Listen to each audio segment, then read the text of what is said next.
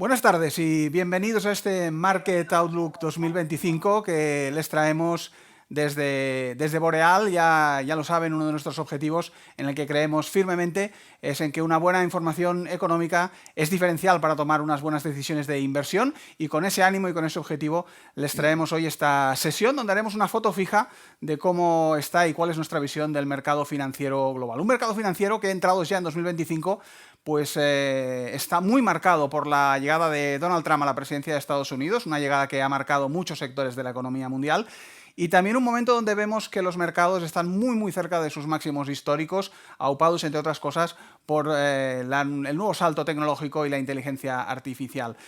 Factores que comentaremos sin duda con nuestros dos expertos hoy. Tenemos el placer de contar con dos expertos de primer nivel de esta casa, empezando aquí en Andorra con el director de inversiones y CEO del Grupo Morabanc, Gerard Albá. Gerard, buenas tardes. Buenas tardes. Y en Miami nos espera también conectado el CEO de Boreal Capital Management, Fernando de Frutos. Fernando, buenas tardes. Hola, buenas tardes.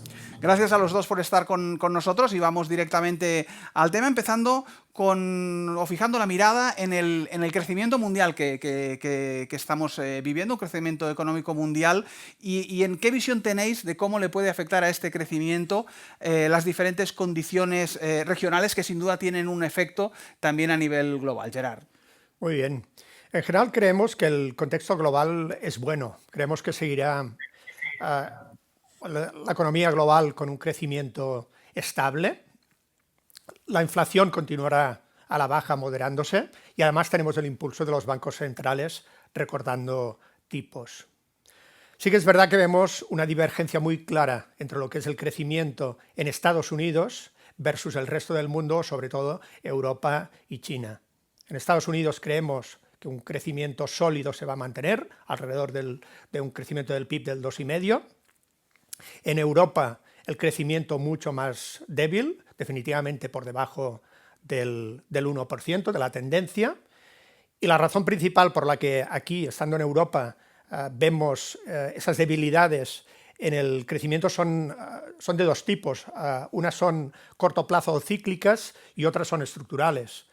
Europa sufre estructuralmente una pérdida de competitividad desde hace muchos años estructural respecto a países como China en el comercio internacional. También el coste más elevado de la energía es una dificultad. Esto afecta a muchos sectores tradicionales industriales, desde el químico, desde los metales, autos, papel, y como decía, además se juntan una serie de factores cíclicos del momento. Por un lado, como bien mencionaba Josep Lluís, los aranceles, ¿no? Las nuevas políticas de Trump y el impacto que puedan tener, aunque aparentemente de momento se restringirían a sectores específicos como el de autos. Y además el hecho de que Europa, en sectores en boga como el tecnológico, ¿no? Muy beneficiados por tendencias globales como la aplicación de la inteligencia artificial, no es una geografía dominante. Dicho esto, la situación regional en Europa o dentro de Europa también vemos muchas diferencias. Los países periféricos, los países del sur, España, Portugal, Italia o incluso Grecia, están curiosamente en una situación mucho más favorable, porque están mucho más orientadas a sectores servicios, mucho menos impactadas por los aranceles, mientras que los países, digamos, core europeos se ven muy lastrados por políticas fiscales que han sido muy restrictivas. Esto es verdad que también con el nuevo contexto que plantean las elecciones alemanas, una mayor estabilidad política, creemos que puede mejorar en adelante. Y un poco por terminar el contexto en Europa, y pasaré la palabra a mi compañero Fernando, que seguro nos podrá aportar mucho más estando en Estados Unidos. En Europa vemos también un elemento reciente positivo, que es la tendencia de los beneficios empresariales a mejorar. Es decir, vemos mejores cifras de crecimiento en beneficios empresariales. Creemos que todo este contexto en general es bueno para los mercados, especialmente de renta variable.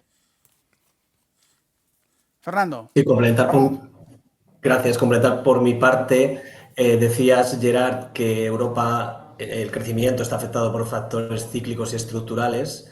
Lo mismo se puede decir de Estados Unidos, quizá bueno, a la inversa, ¿no? Estructuralmente, Estados Unidos está creciendo más y sus empresas llevan creciendo sus beneficios y su productividad de una manera mucho más acusada que en Europa.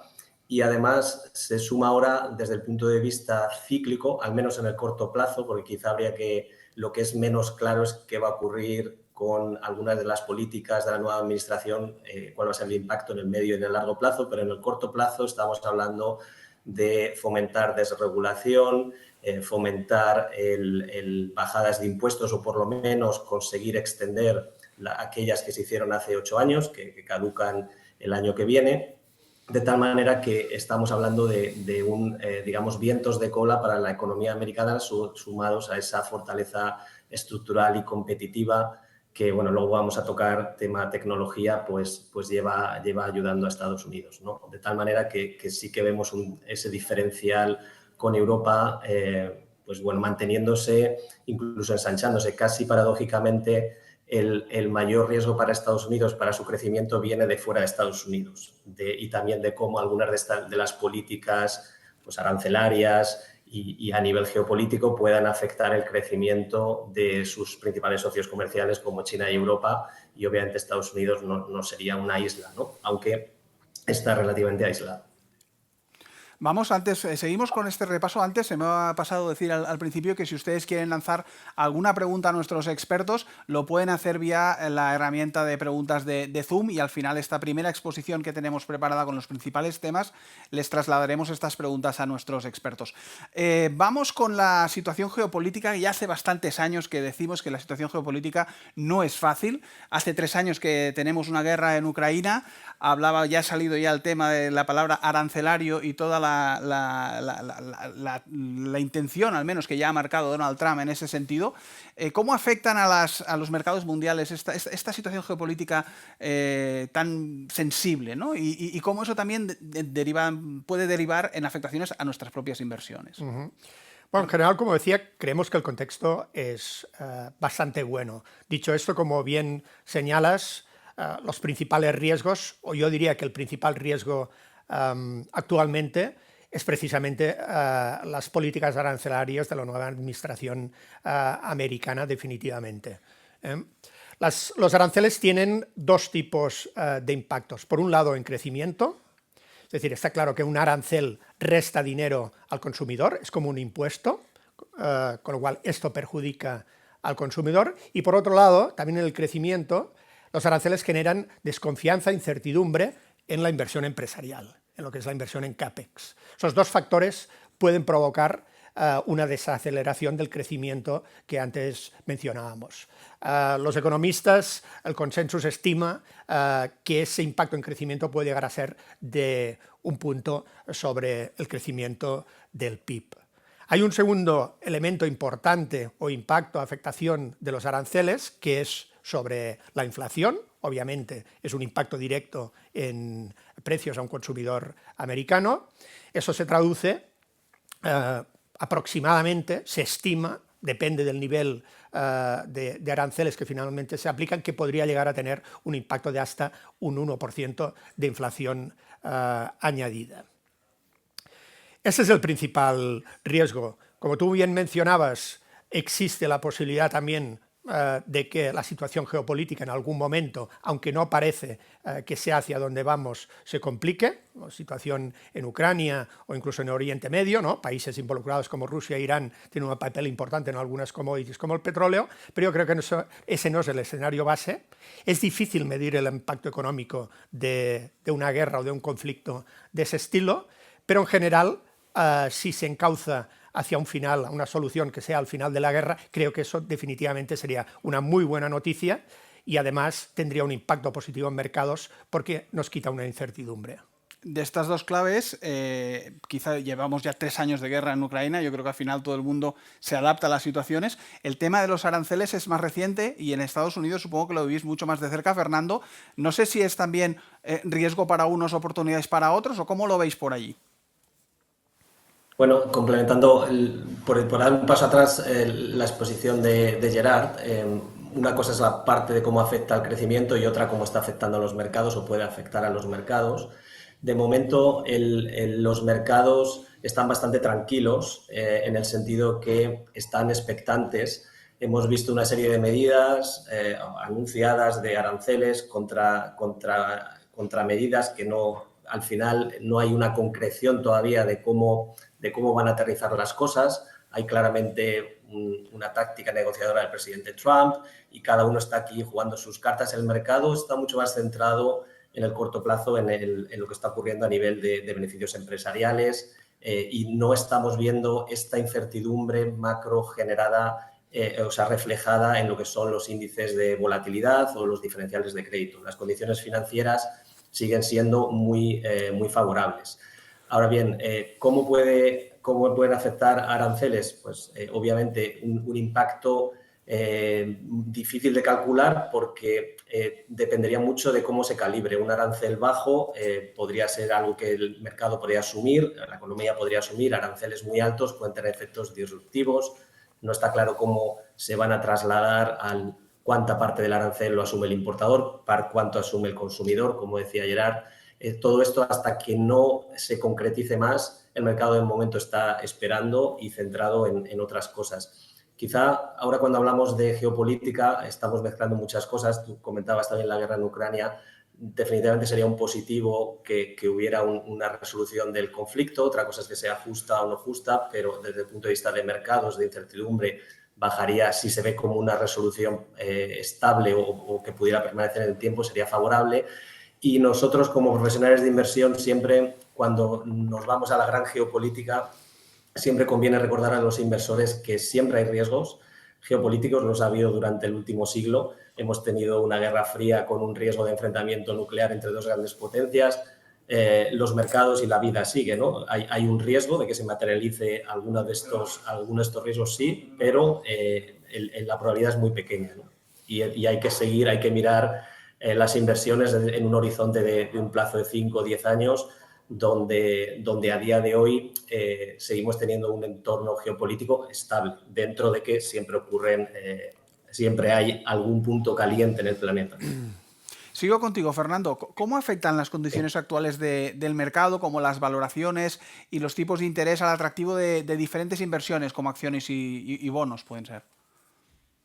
Mencionaba justo antes condiciones financieras muy favorables, diferenciales de crédito muy estrechos, de tal manera que comprar, digamos, se paga muy poco tomar riesgo de crédito en bonos, y en acciones lo que tenemos es una prima de riesgo, cuánto paga una acción sobre un bono en rentabilidad, que está a un nivel muy estrecho, mucho más estrecho de que ha estado en las últimas 2 décadas, tanto en Europa como en Estados Unidos. Luego elaboraremos un poco por partes. En el caso de Estados Unidos nos acercamos a niveles de valoración que están a medio camino entre lo que fue la burbuja tecnológica y obviamente todos hacemos la referencia a aquello por la oportunidad que se abre con la inteligencia artificial, y los años post-crisis financiera donde la bolsa ha estado objetivamente muy barata, ¿no? Entonces estamos en un punto mucho más difícil de juzgar porque depende de cuánto crecimiento implícito vamos a tener. Ahí lo que vemos es que el crecimiento en los últimos 6 trimestres de las acciones del Standard & Poor's y en parte también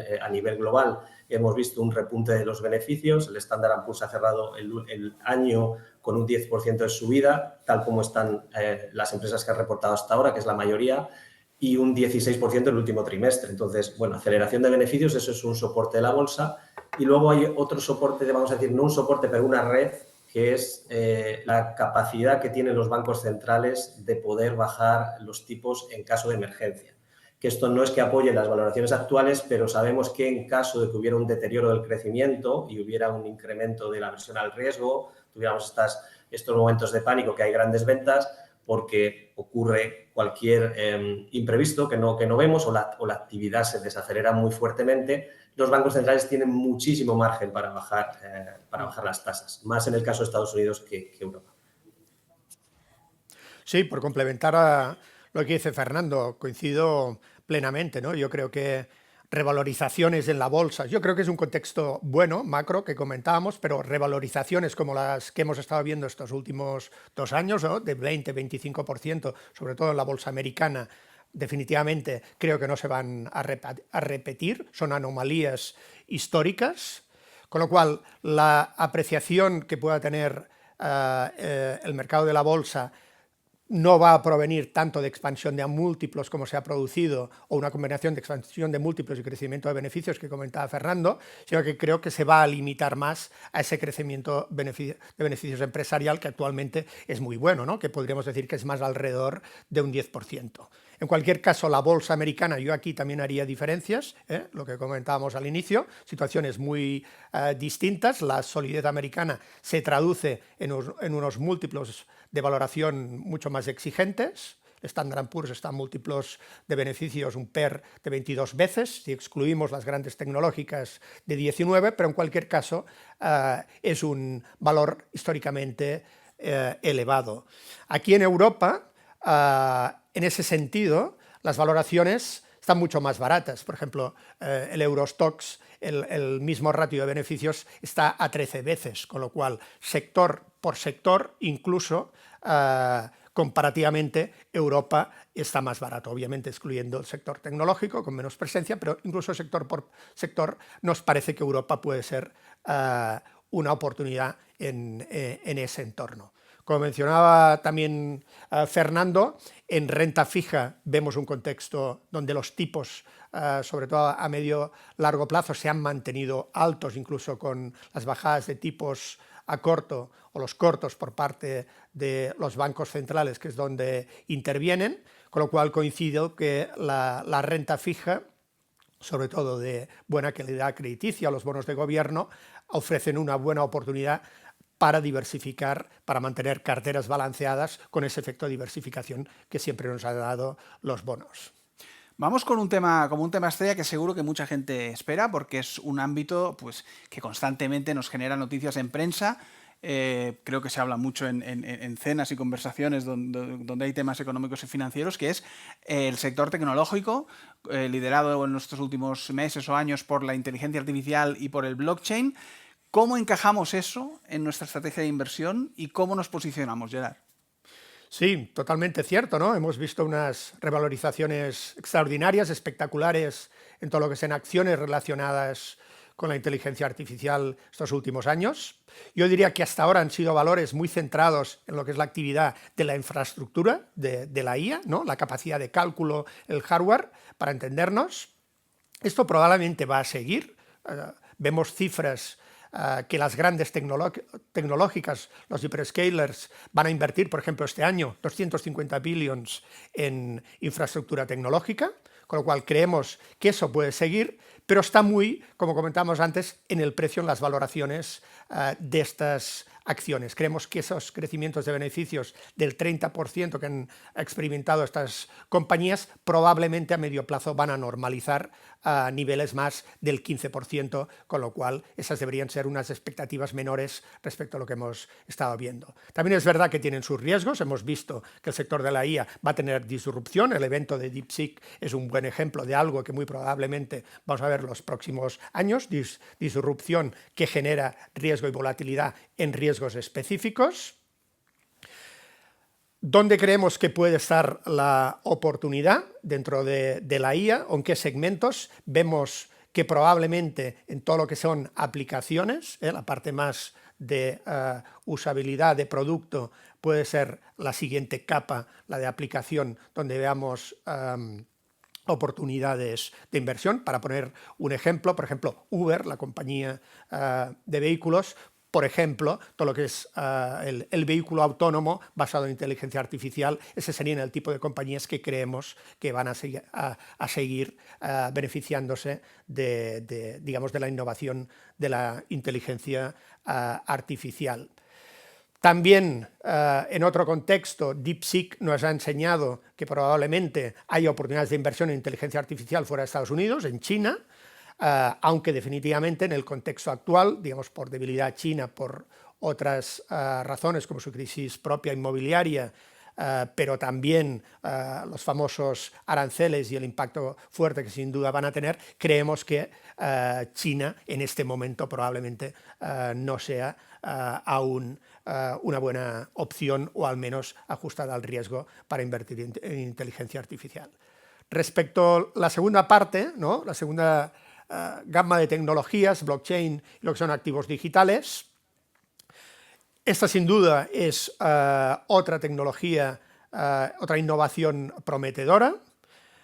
Los casos de uso aquí pueden ser muy distintos, con lo cual es muy importante entender los riesgos y el valor de los distintos casos de uso. No tiene nada que ver un token en un caso de uso de tokenización de activos financieros o activos reales versus un token como Bitcoin que se interpreta como una reserva de valor o un medio de pago, y la percepción de valor es totalmente distinta.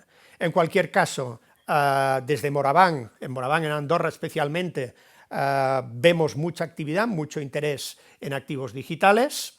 Y de hecho ofrecemos servicios de custodia y productos como fondos de inversión en esta tipología de activos, precisamente porque vemos interés y recorrido.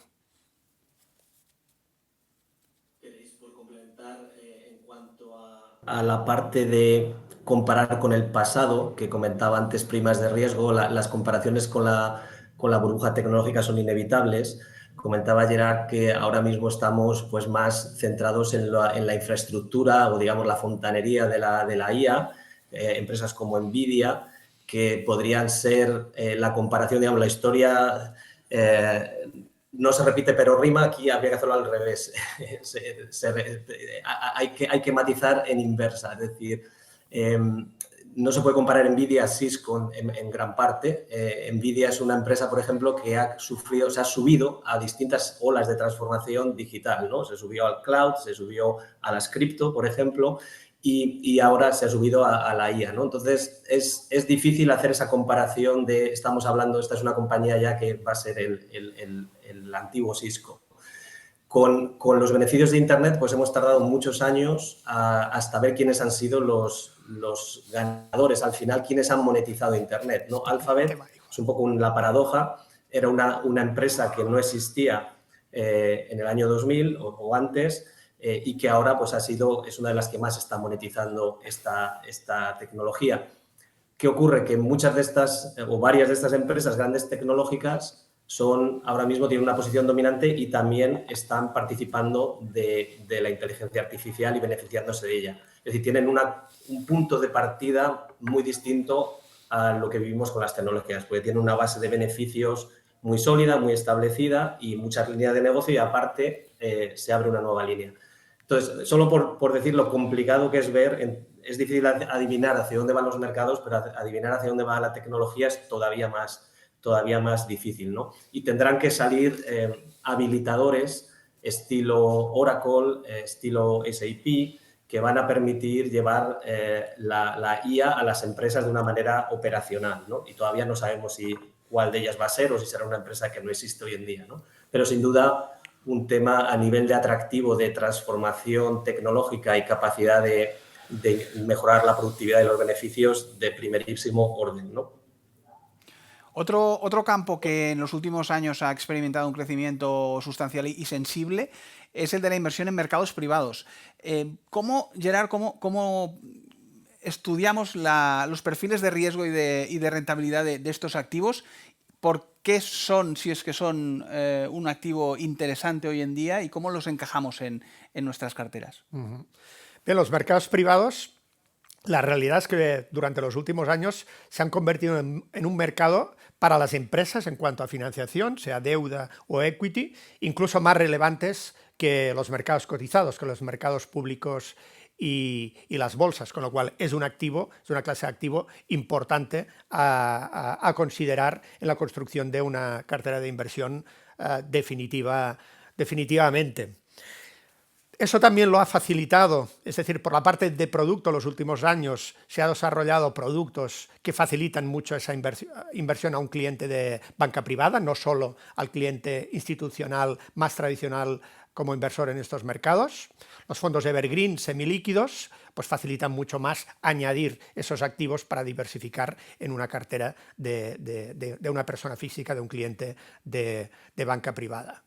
Dentro de los segmentos de mercados privados, pues tenemos obviamente distintas actividades. Private debt nos parece atractivo, ha generado históricamente un pick-up, una yield por el perfil de riesgo y comparado con la renta fija corporativa interesante, tanto el direct lending como más recientemente otras tendencias como la asset-backed lending. En cualquier caso, creemos que el hecho de que players como por ejemplo la banca regulada no puede originar con facilidad, tiene restricciones regulatorias, este perfil de riesgo genera una oportunidad para los inversores en este tipo de mercados.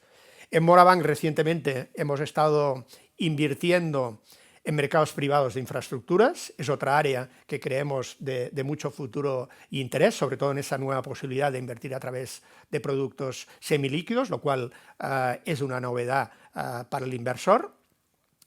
En las infraestructuras ocurre, como justamente estábamos discutiendo sobre la inteligencia artificial, que las tendencias globales están generando unas necesidades de inversión, unas necesidades de CAPEX, digamos, empresarial. Podría ser un buen ejemplo la IA, ¿no? Infraestructura digital, los famosos data centers que utiliza un hyperscaler, o podrían ser otros sectores donde también tenemos grandes tendencias globales, ¿no? La transición energética, la inversión en renovables, no todas son iguales, pero en cualquier caso es otra gran necesidad de transformación y de inversión de capital, con lo cual un inversor privado puede aprovechar esa oportunidad. Hay otros segmentos, ¿no? El envejecimiento de la población, de la demografía.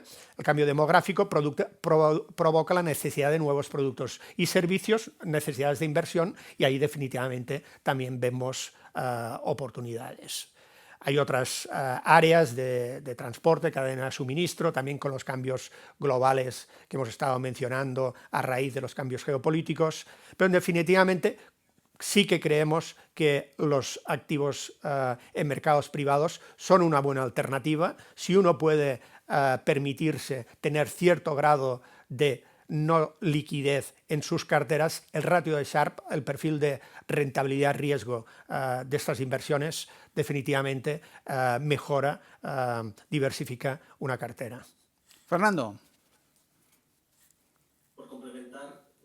A nivel de apertura de esta clase de activo al cliente de banca privada, aparte de, como comentaba Gerard, los semilíquidos, evergreen, la posibilidad de no poder invertir ya sin que haya llamadas de capital, etcétera, también la aparición de plataformas, la más prominente en la que nosotros usamos, que es iCapital, que están permitiendo el acceso a los principales, digamos, a los líderes en el espacio de productos en el espacio privado con garantías, es decir, con la posibilidad de tener un reporte, un due diligence y poder invertir sin tener que comprometer millones, ¿no? Como es si uno quiere hacer una inversión directa, que sería la típica inversión de un family office o un plan de pensiones. Entonces, esto ha sido un gran desarrollo de los últimos 5 años. Otra tendencia, por terminar, el private equity, comentaba ayer, el private credit ha ganado mucho espacio a la deuda tradicional, principalmente high yield. Private equity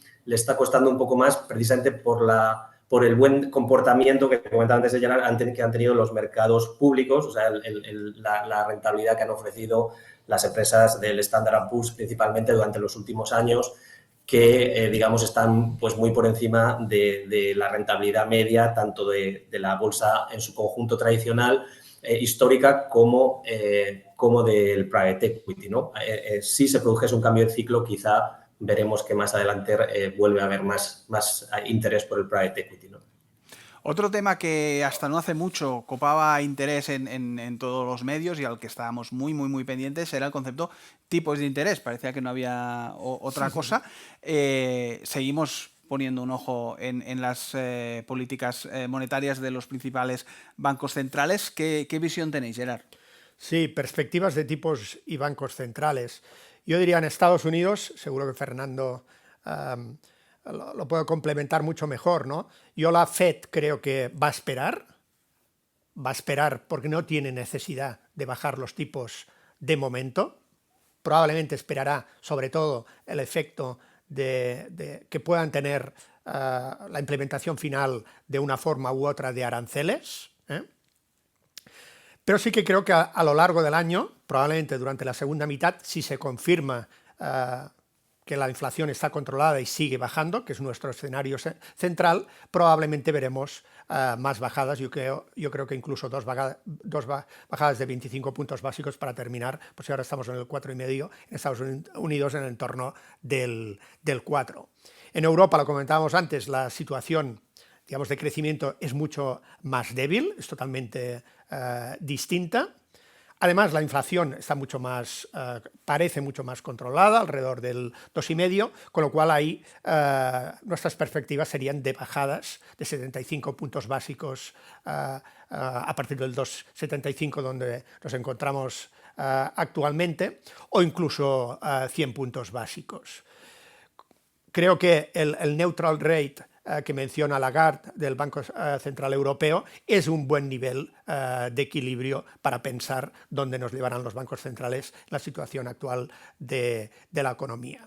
Hemos mencionado además riesgos añadidos como el potencial impacto de los aranceles, que creo que nos situarían en un escenario incluso más acelerado, como mencionaba que podría ser otra opción. Fernando, decía ahora Gerard que la Fed puede esperar, pero también apuntaba esta aparición de estas políticas arancelarias y materia fiscal de la nueva administración. ¿Qué impacto le ves tú ahí? ¿Qué visión tienes? La Fed va a esperar y puede esperar siempre que el crecimiento se mantenga estable y el empleo se mantenga estable. Ya vimos el susto que dieron los mercados en agosto cuando tuvimos un mal dato, lo que se vio como un mal dato de empleo en relativo, ¿no? Porque en absoluto seguía siendo muy bajo desempleo, y cómo entró este pánico de que la Fed llegara tarde. Podemos ver grandes recalibraciones de expectativas de tipos que ya las llevamos viendo en un año. O sea, hemos pasado de descontar 9 bajadas a descontar la mitad. En cualquier escenario en que la Fed vea que bien por inestabilidad, digamos, de los mercados se tensionen a nivel de liquidez en el mercados monetarios o en condiciones financieras, bien por crecimiento, que vea que la economía se está desacelerando, eso sería un error de política monetaria, que la Fed llegase tarde, ellos van a actuar y tienen mucho margen para actuar, ¿no? Entonces, coincido con Gerard, tal como están las cosas, con inflación que todavía no acaba de aterrizar plenamente al objetivo del Banco Central y dónde está el crecimiento, se mantienen. Aranceles, inmigración y política fiscal. Aranceles, habría que ver cuánto de la subida de precios en arancel se traslada al consumidor, y esto hay que ver que es un incremento de una vez, es decir, no es un incremento sostenido, que es lo que genera inflación. Entonces, ahí lo que preocuparía serían los efectos de segunda ronda. ¿Cuánto de esa subida en precios, que es de una vez, porque algo de repente se vuelve más caro, se va a trasladar a otros bienes y servicios, ¿no? Entonces, esto no está tan claro, porque depende de cuánto asumiese el consumidor y cuánto de grande fuera el arancel. En cuanto a inmigración, de manera realista, la política de Trump en este sentido es mandar una señal para frenar la inmigración ilegal, no tanto que realmente quiera perseguir en masa, expulsar a los millones de inmigrantes ilegales que hay, que obviamente produciría una escasez de mano de obra, ¿no? Entonces, sería un impacto marginal, menos inmigración, más restrictiva, pero no algo que tenga el potencial de ser inflacionista de una manera muy rápida. Política fiscal, aquí el impacto es bastante más complicado de decir. El gran reto que tiene el presidente Trump es cuadrar bajadas de impuestos con un déficit fiscal de prácticamente, el 6,5%. Entonces, esto tiene muy poco margen para hacerlo y puede desestabilizar los mercados de deuda, ¿no? Y esto puede también tener consecuencias en política monetaria, más que en bajadas de tipos, en que la Fed tuviera que hacer quantitative easing para estabilizar el mercado, pues como ya ha hecho en la última década y media en varias ocasiones, ¿no? Gracias, Fernando. Hasta aquí esta parte de la exposición. Ya os aviso a los dos que ahora viene la parte difícil, porque es donde recogemos las preguntas. Aún están a tiempo de enviar algunas si es de su interés, donde tenemos ya algunas preguntas de las personas que nos están viendo y normalmente aprietan un poquito más que yo y os van a apretar las tuercas un poquito. Vamos con la primera. Andrés nos dice, en base a la situación actual del mercado, ¿es mejor apostar por un modelo growth o un modelo value? Gerard. Buena pregunta, buena pregunta. Según hemos ido comentando, ¿no? Lo hemos hecho a un nivel macro. Yo definitivamente creo que hay muchas oportunidades por valoración en mercados fuera de los índices principales. He mencionado, por ejemplo, el caso a grandes rasgos de Europa, con unas valoraciones que, comparando sector por sector, o incluso muchas de las empresas europeas tienen activos en Estados Unidos, creo que es alrededor de un 30% de los activos de las compañías europeas están en Estados Unidos, con lo cual estamos comprando mucho más barato, una situación de beneficios empresariales o situación macro que no es mala, la mejora que he comentado de los beneficios empresariales en Europa. Y además, la prima de riesgo que explicaba muy bien hace unos minutos Fernando, ¿no? La diferencia entre lo que por valoración se puede esperar que genere de rentabilidad una acción versus comparado con los bonos, el nivel de los bonos. En el caso europeo, donde los tipos de interés son bajos y van a continuar siendo bajos, con esas valoraciones bajas, ese elemento de prima de riesgo de invertir en renta variable es especialmente atractiva. Con lo cual yo creo que el mal comportamiento de muchas empresas de valor o incluso de geografías, como estaba comentando, probablemente revierta en buena parte, ¿no? Fernando, ¿vas por ahí también tú? Sí, por complementar, sin duda, quien busque valor lo va a encontrar más en Europa que en Estados Unidos o fuera de Estados Unidos en general. El riesgo tiene dos caras. Obviamente podemos comprar caro growth, estamos comprando más crecimiento implícito y hay más, digamos, se convierte en una variable más sensible que influye el precio de la acción. Cualquier decepción en crecimiento pues, puede tener un impacto mayor, es decir, compramos acciones más volátiles, pero hay también un riesgo de coste de oportunidad y lo enlazo con la conversación que hemos tenido acerca de la IA y del crecimiento de beneficios. Es decir, hay un riesgo de estar fuera también en un momento de gran transformación, a pesar de toda la dificultad que hay de, como bien comentaba Gerard, de acertar con qué empresas invertir y cómo esto va a evolucionar. Entonces, bueno, pues como todo en el medio está la virtud, ¿no? Pero tampoco hay que asustarse por comprar growth o por comprar valoraciones caras siempre que estén justificadas por al menos expectativas de crecimiento que las justifiquen. Yo creo que sí que las expectativas de crecimiento son justificables, pero hay más posibilidad de equivocarse, digamos, previendo o haciendo previsiones de crecimiento que haciendo previsiones de valoración, ¿no? Digamos, en ese sentido, el value es más fácil, menos volátil como inversión. Más preguntas. Nos preguntan cómo prevén que la inestabilidad política europea afecte o no a los mercados. Gerard. Bueno, yo creo que la situación de estabilidad política francamente ha mejorado. Es decir, después de las elecciones francesas de unos meses y de este pasado fin de semana en Alemania, donde tenemos una coalición claramente que va a gobernar, la extrema derecha no será parte del gobierno y otros países, otros partidos que estaban en la ecuación más pequeños han quedado definitivamente fuera, con lo cual yo definitivamente creo que en Europa estamos en una situación de mejora de la estabilidad política, con lo cual creo que este puede ser un elemento sorpresa favorable en este contexto más europeo. Fernando. Bueno, hay poco que añadir más que volver a la intervención inicial. No intentar mirar por encima de la inestabilidad política y geopolítica y mirar también las empresas y qué hacen y qué trayectoria de crecimiento de beneficios, ¿no? Estamos hablando en cuanto a inversión en bolsa. En cuanto a inversión en tasas, sí que hay un potencial digamos, grande de que veamos las tasas, en el caso de Europa, creo que tenemos acuerdo en esto total, Gerard, que la veamos bajando en el futuro próximo, ¿no? Siempre que haya cualquier tipo de inestabilidad. Me quedo en La Miami. inestabilidad... Me quedo en Miami contigo, Fernando, porque nos preguntan también qué opinas de la política de aranceles de Trump. ¿Es una mera herramienta en las negociaciones o es una política en firme? Y si puede desencadenar una guerra comercial. Bueno, es las dos cosas. Ahora los aranceles se han convertido en un arma, digamos, de geopolítica, como puede ser el pago en dólares, la posibilidad de cerrar el pago de dólares a ciertos países para imponer sanciones. Bueno, los aranceles ya cumplen un papel geopolítico también, ¿no? Te pongo aranceles si, por ejemplo, no me limitas la inmigración.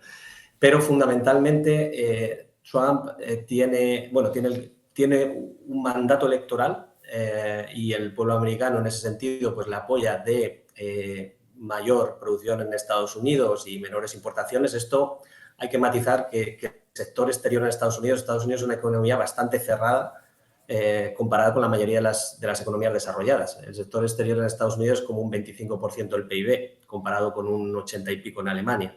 Pero la realidad es que se percibe como que, bueno, pues la entrada de China a la Organización Mundial de Comercio pues ha deslocalizado, etcétera, lo que hemos visto en todos sitios, y que hay un mandato de traer empleo a Estados Unidos. Anteayer Apple anunció que iba a generar 20.000 puestos de empleo y 500 millardos de inversión, ¿no? Entonces, está esa parte de un mandato político y hay una tercera parte que es una necesidad de ayudar a contener el déficit fiscal. Es decir, cuando uno de sus principales objetivos es la prolongación de los recortes fiscales que hizo en el año 17 y estamos en un déficit fiscal mucho mayor que entonces, incluso además en su promesa electoral ha sido bajar todavía más el tipo corporativo. Todo esto necesita de nuevas fuentes de ingresos, o sea, reducir costes. Aquí está Elon Musk con su cruzada contra la burocracia del gobierno, a ver si adelgaza la administración y baja costes, y por otra parte subir ingresos sin subir impuestos. Entonces, esto es una manera de subir los impuestos a terceros y obtener alguna fuente de recaudación. Si se hace un cálculo aproximado de un 20% arancelario a China, México y Canadá, que son los principales socios comerciales, apenas se reduce un 1% el déficit fiscal, pero es un 1%. Si se hiciera un arancel universal, pues se podría reducir 1,5%, un 2%. No va a curar el déficit fiscal, pero va a ayudar a cerrarlo y va a ser algo que además puede vender a los mercados, porque ya ha dicho tanto Trump como su secretario del Tesoro que no se están fijando ahora en el Standard & Poor's, sino que se están fijando en dónde está la tasa del bono del Tesoro a 10 años americano. Y esa tasa va a ser muy sensible a cualquier deterioro del déficit fiscal. Entonces, cumple ese triple propósito. Más y preguntas. por eso es tan difícil ver cómo se calibrará y cuál será el impacto final. Gracias, Fernando. Más preguntas que nos van entrando. Gerard, ¿qué inversiones recomendamos o asesoramos para darle un sesgo defensivo a la cartera de inversión y o descorrelacionar las inversiones? ¿Qué estrategia vemos aquí? Bueno, hemos mencionado durante la charla, ¿no?, la renta fija, que suene a un activo tradicional aburrido. Yo creo que en el contexto actual, ese papel que tradicionalmente ha hecho en una cartera de inversión de defensivo, ¿no?, de equilibrar, diversificar, darnos un balance en el caso que tengamos volatilidad en, por ejemplo, la renta variable, creo que definitivamente con las valoraciones actuales la renta fija cumple ese papel. Sobre todo, la mencionaba también Fernando y estoy muy de acuerdo, renta fija de calidad, ¿no? Lo que es renta fija corporativa, high yield, definitivamente los spreads, 250 puntos básicos creo que está el spread, casi mínimos históricos, no compensa el riesgo añadido. Eso podría ser una alternativa.